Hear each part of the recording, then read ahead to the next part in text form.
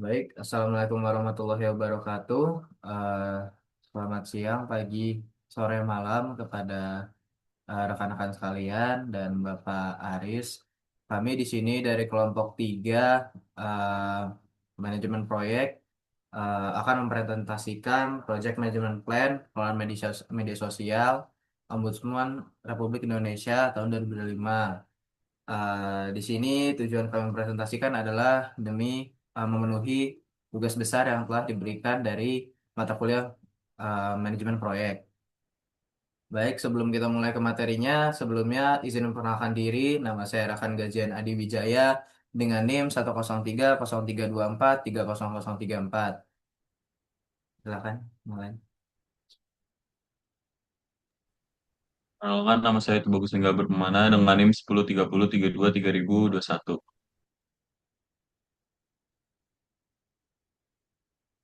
Saya bisa Aziz Maulana dengan NIM 1030323056.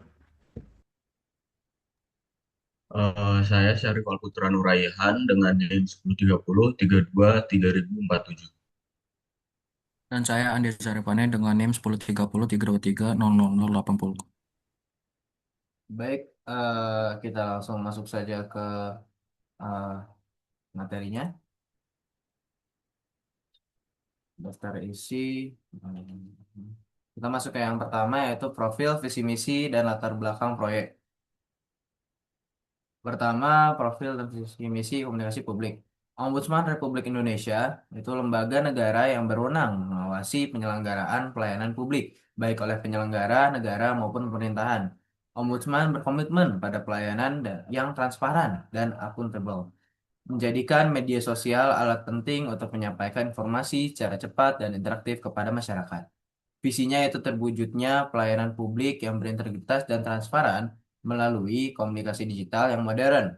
Dan misinya yaitu menghadirkan konten edukatif yang menjangkau seluruh lapisan masyarakat, mengelola isu digital secara cerdas dan responsif, lalu membangun dialog bermakna antara lembaga dan publik melalui platform digital.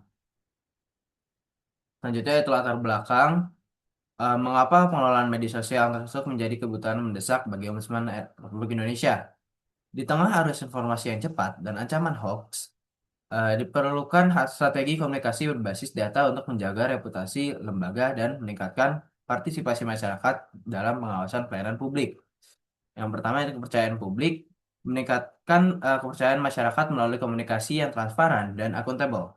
Yang kedua itu jangkauan informasi, memperluas jangkauan penyampaian informasi pelayanan publik ke seluruh kanal digital. Yang terakhir yaitu partisipasi aktif, yaitu mendorong partisipasi aktif masyarakat dalam pengawasan pelayanan publik.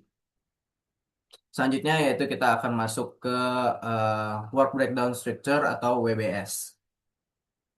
Nah, eh, Work Breakdown Structure memiliki 6 komponen utama yang memecah seluruh ruang lingkup proyek menjadi paket kerja terdefinisi. Kita masuk dulu yang ke pertama yaitu perencanaan dan persiapan.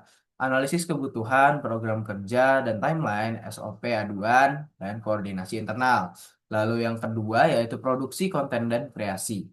Di produksi konten dan kreasi ini ada perencanaan ide, desain grafis, video Reels atau TikTok, konten YouTube, dan copywriting. Lalu kita masuk yang ketiga, yaitu aktivasi dan pengelolaan platform. Di sini ada Instagram, Facebook, X, YouTube, TikTok, TikTok upload konten, dan interaksi publik. Lalu kita masuk yang keempat, yaitu strategi iklan atau digital ads. Di sini di digital ads ini ada perencanaan, konten iklan, setup penayangan, monitoring, evaluasi kampanye. Lalu yang kelima yaitu monitoring dan analisis. Di monitoring dan analisis ini ada engagement, pemetaan isu dan tren, analisis sentimen, dan deteksi potensi krisis. Yang terakhir atau yang keenam yaitu pelaporan dan evaluasi. Di pelaporan dan evaluasi itu ada laporan harian, bulanan, analisis sentimen berkala, rapat evaluasi, dan laporan akhir. Baik, selanjutnya silakan. Di selanjutnya, saya akan menjelaskan tentang jadwal dan chart dari kegiatan kita. Ada 3 fase pelaksanaan dan kegiatan ini bakal kita laksanakan secara 7 bulan. selama 7 bulan dari bulan Juni sampai bulan Desember. Yang di bulan Juni adalah ada penyusunan rencana kerja, koordinasi tim, dan juga setup tools untuk monitoring. Lalu untuk bulan pelaksanaannya kita akan mulai dari bulan Juni sampai bulan Desember, yang dimana pelaksanaannya terkait tentang postingan harian, interaksi tentang aduan, produksi video mingguan, dan juga iklan digital. Lalu di bulan akhir, yaitu bulan Desember, penyerahan laporan performa dan analisis secara sentimen akan dilakukan secara berkala. 3 fase utama ini berjalan secara paralel sepanjang periode proyek. Boleh selanjutnya. Untuk chart jadwal kegiatannya bisa dilihat di sini. Ada fase pertama di bulan Juni, yaitu adalah penyusunan rencana kerja, koordinasi tim, setup tools, juga penyusunan aduan SOP. Lalu fase kedua, yaitu pelaksanaan, kita laksanakan dari bulan Juni hingga juga bulan Desember dengan bar chart berwarna hijau.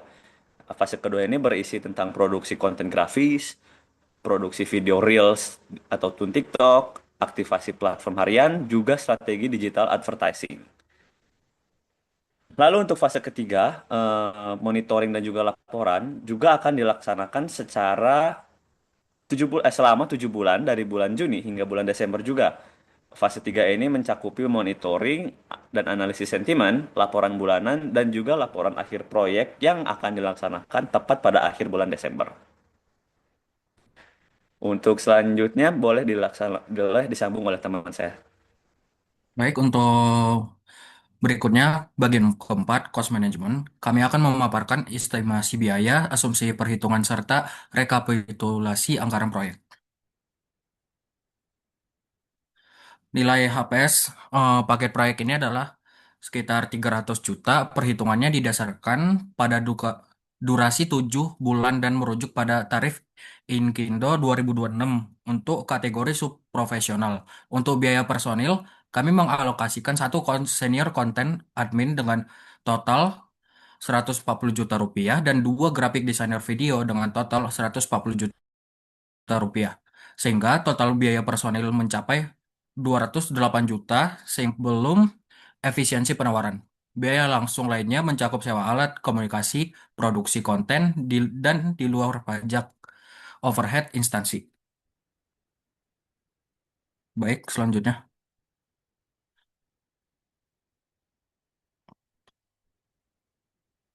Pada slide ini, kami membandingkan estimasi biaya dengan nilai penawaran kami.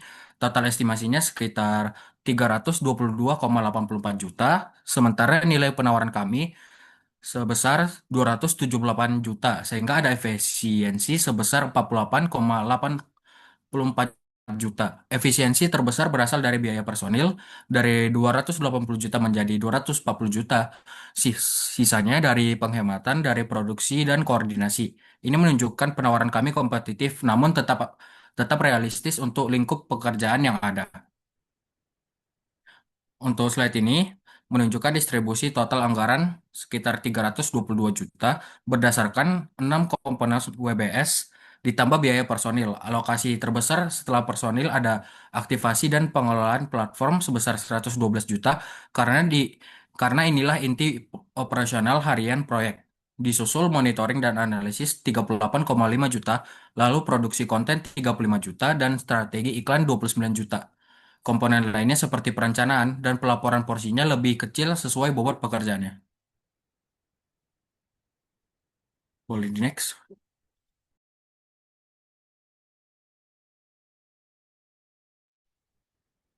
Selanjutnya, saya akan menjelaskan mengenai stakeholder manajemen, register, dan engagement plan. Next. Pada bagian ini, kami mengidentifikasi stakeholder yang terlibat dalam proyek beserta tingkat pengaruh kepentingan dan strategi komunikasinya. Stakeholder utama terdiri dari PPK Ombudsman RI, masyarakat, tim kreatif, tim humas media atau LSM, serta platform media sosial. Untuk PPK, strateginya adalah memberikan laporan perkembangan proyek dan konsultasi strategi setiap bulan, agar keputusan dan arahan proyek tetap sesuai dengan kebutuhan. Untuk masyarakat, komunikasi dilakukan setiap hari melalui media sosial agar informasi tersampaikan dengan cepat dan interaktif tetap aktif. Kemudian tim kreatif dan tim humas melakukan koordinasi serta review konten setiap minggu sehingga proses produksi dan validasi konten berjalan dengan baik. Sedangkan media atau LSM dihubungi secara insidental, misalnya saat diperlukan penyampaian siaran pers atau informasi resmi. Melalui stakeholder register dan engagement plan ini, komunikasi dengan setiap stakeholder menjadi lebih terarah sehingga proyek dapat berjalan lebih aktif. Boleh di next. Selanjutnya adalah quality management. Bagian ini bertujuan untuk memastikan seluruh konten yang dipublikasikan memiliki kualitas yang konsisten dan sesuai dengan standar Ombudsman RI. Standar kualitas yang digunakan meliputi konten yang edukatif dan akurat, caption sesuai SOP penanganan aduan, identitas visual yang konsisten, serta informasi yang telah divalidasi sebelum dipublikasikan. Untuk menjaga kualitas tersebut, kami menerapkan 4 tahapan quality control. Yang pertama itu adalah konten kalender untuk menyusun jadwal konten. Kedua, review harian oleh tim humas sebelum konten dipublikasikan. Ketiga, monitoring sentimen untuk memantau respon masyarakat dan mendeteksi isu negatif. Dan yang terakhir itu adalah evaluasi mingguan untuk menilai hasil serta melakukan perbaikan pada konten berikutnya. Dengan proses ini, kualitas konten tetap terjaga dan informasi yang disampaikan kepada masyarakat menjadi lebih akurat dan konsisten. Oke, next slide. Oke, bisa dilanjut oleh rekan saya. Baik, selanjutnya di sini saya akan menjelaskan tentang HR and Communication, yaitu struktur tim, RACI, dan juga Communication Matrix. Boleh di next. Oke, di sini terdapat struktur organisasi dan juga RACI matriksnya. Untuk struktur organisasi proyeknya, struktur tertinggi itu dipegang oleh PPK, pemberi mandat dan juga pengawas. Terus di bawahnya terdapat senior content admin atau juga project manager. Lalu project manager tersebut mengatur dua bagian. Yang pertama itu desainer video, terdapat 2 orang untuk video dan juga animasi. Lalu ada desainer grafis, 2 orang juga untuk desain visualnya. Lalu untuk di tiap-tiap posisi itu terdapat requirement minimal pengalaman 2 tahun untuk di seluruh posisinya. Lalu di Raci Matrix terdapat beberapa poin kegiatan. Yang pertama terdapat perencanaan strategi, yang kedua produksi konten dan juga video, yang ketiga itu produksi konten grafis, yang keempat pengelolaan platform, yang kelima monitoring dan juga analisis, yang keenam pelaporan, dan yang ketujuh atau terakhir itu strategi iklan. Untuk Raci Matrixnya bisa dilihat seperti yang ada di tabel. Boleh di next. Oke, selanjutnya yaitu communication matrix. Di sini ada beberapa jenis komunikasi. Yang pertama itu briefing harian. Jadi tujuan untuk briefing harian ini adalah koordinasi produksi untuk konten di setiap harinya. Frekuensinya itu harian dan medianya itu WhatsApp group internal dari divisi tersebut. Untuk pengirimnya itu senior admin, lalu penerimanya itu di tim kreatif. Untuk jenis komunikasi kedua yaitu review dari konten. Tujuannya untuk memvalidasi konten sebelum dipublish. Frekuensinya juga harian sama dengan briefing harian. Untuk medianya WhatsApp atau di Drive juga bisa. Pengirimnya senior admin dan penerimanya itu tim humas. Lalu ada rapat mingguan, tujuannya untuk evaluasi performa dan juga rencana mingguan. Frekuensinya mingguan, medianya bisa Zoom atau bisa rapat internal tatap muka. Pengirimnya senior admin, lalu penerimanya seluruh tim.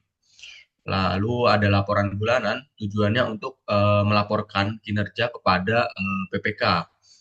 Frekuensinya itu bulanan, medianya dokumen tertulis, dan pengirimnya itu senior admin, lalu penerimanya adalah PPK. Lalu ada monitoring sentimen, tujuannya mendeteksi isu negatif dan juga potensi krisis. Frekuensinya mingguan, medianya dashboard atau bisa juga laporan. Pengirimnya itu senior admin, penerimanya adalah PPK dan juga humas. Lalu ada interaksi publik, tujuannya adalah merespon aduan dan juga pertanyaan masyarakat.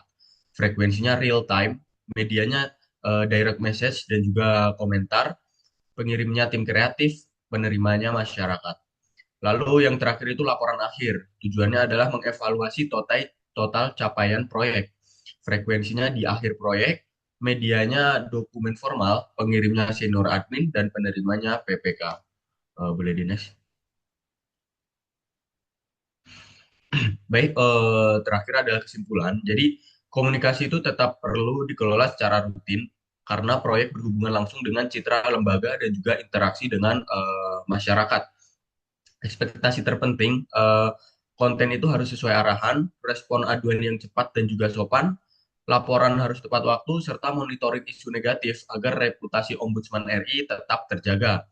Terdapat 4 poin di sini. Yang pertama, 5 stakeholder utama, yaitu PPK, tim humas, tim kreatif, masyarakat, dan juga media atau LSM. Lalu konten sesuai arahan melalui konten kalender, review harian, dan juga SOP aduan. Nah, ada monitoring isu, jadi deteksi dini sentimen negatif dan juga potensi krisis dari komunikasi, dan juga laporan tepat waktu, harian, bulanan, dan laporan akhir kepada PPK. Boleh, Dines? Baik, sekian presentasi dari kelompok kami. Kurang lebihnya mohon maaf, kami izin undur diri. Wassalamualaikum warahmatullahi wabarakatuh.